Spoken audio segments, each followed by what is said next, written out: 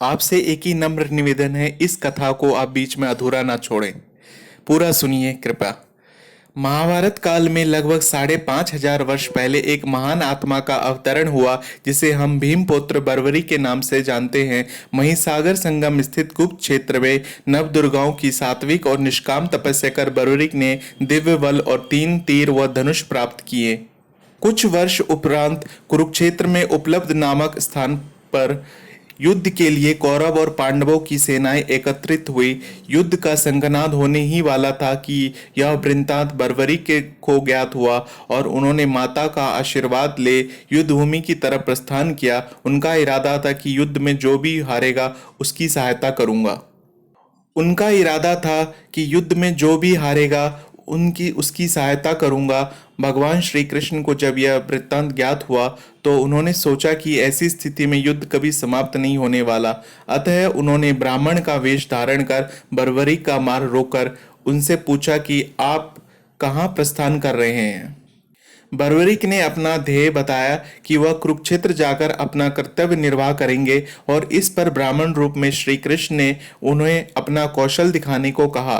बर्बरीक ने एक ही तीर से पेड़ के सभी पत्तों को भेद दिया, सिवाय एक पत्ते के जो श्री कृष्ण ने अपने पैरों के नीचे दबा लिया था। बर्बरीक ने ब्राह्मण रूपी श्री कृष्ण से की कि वह अपना पैर पत्ते के ऊपर से हटाए, वरन आपका पैर घायल हो सकता है। श्री कृष्ण अपना पैर हटा लिया। वह बर्बरीक से एक वरदान मांगा। बर्बरीक ने कहा, है यजमान, आप जो चाहे मांग सकते हैं, मैं वचन का पूर्ण पालन करूंगा। ब्राह्मण रूपी श्री कृष्ण ने शीश दान मांगा। यह सुनकर बर्बरीक तनिक भी विचलित नहीं हुए, परंतु उन्होंने श्री कृष्ण को अपने वास्तविक रूप में दर्शन देने की बात की, क्योंकि कोई भी साधारण व्यक्ति यह दान नहीं मांग सकता।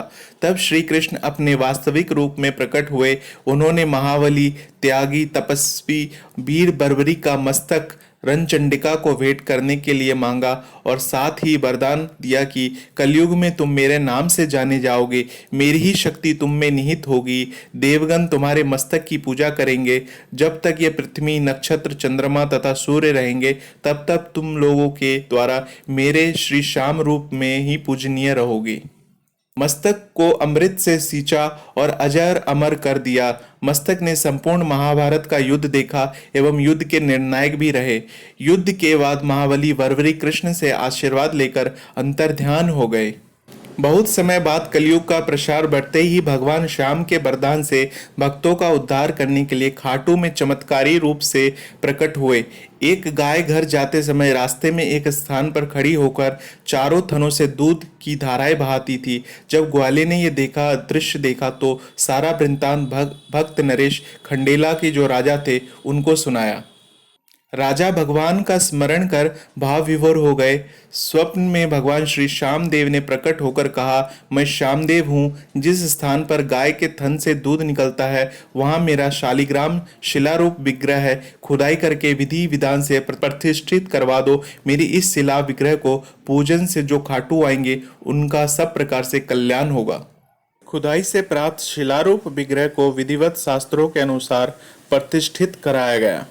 चौहान राजपूतों में नर्वदार कम्बर हुई है, जिन्होंने इस विग्रह को आतताई के विध्वंस से बचाने हेतु झोपड़े में रखा एवं सेवा पूजा की।